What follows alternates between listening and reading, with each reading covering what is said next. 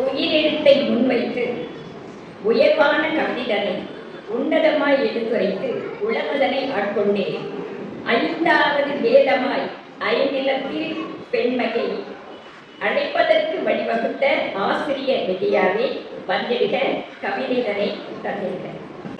அனைவருக்கும் இனிய மாலை வணக்கம். அன்பென்ற வார்த்தைக்கு அகராதி இங்கு பெண்மை. ஆறுயிர் தந்து ஓருயிர் கொடுப்பவள் பெண்மை. ஆறுயிர் தந்து ஓருயிர் கொடுப்பவள் பெண்மை. இன்னர்கள் பல இருப்பினும் இருப்பிடம் காத்து வாழ்பவளும் பெண்மை. இன்னர்கள் பல இருப்பினும் இருப்பிடம் காத்து வாழ்பவளும் பெண்மை. ஈரடி திருக்குறளிலும் என் சென்னா போத போற்றியது பெண்மை. ஈரடி திருக்குறளிலும் என் சென்னா போத போற்றியது பெண்மை. உண்மையின் உரைக்கல்லும் இங்கு பெண்மை.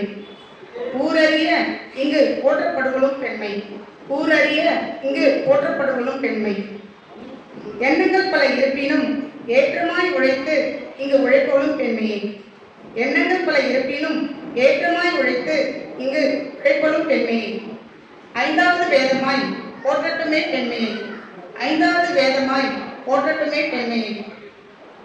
ஒரு நாளும் உழைக்க மறந்திருப்பாலோ பெண்மை.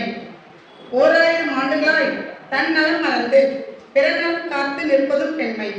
1000 ஆண்டுகளாய் தன்னலம் மறந்து பிறநலம் காத்து நிற்பதும் பெண்மை. ஔடதமாய் தெளிந்த நீரில் சமூகத்தின் நலம் கருதி இங்கு பயணிப்பவளும் பெண்மை. அப்படி இருக்க உங்கள் தூற்றுதலுக்கு அஞ்சி பெண்ணாய் இருக்கும் நான் வீழ்வேன் என்று நினைத்தாயோ? எதிராக இருந்து விருட்சமாய் மாறி அனைவருக்கும் நிழல் கொடுக்கும் பெண்மையை போற்றுவோம், பெண்மையை போற்றுவோம், பெண்மையை போற்றுவோம். நன்றி.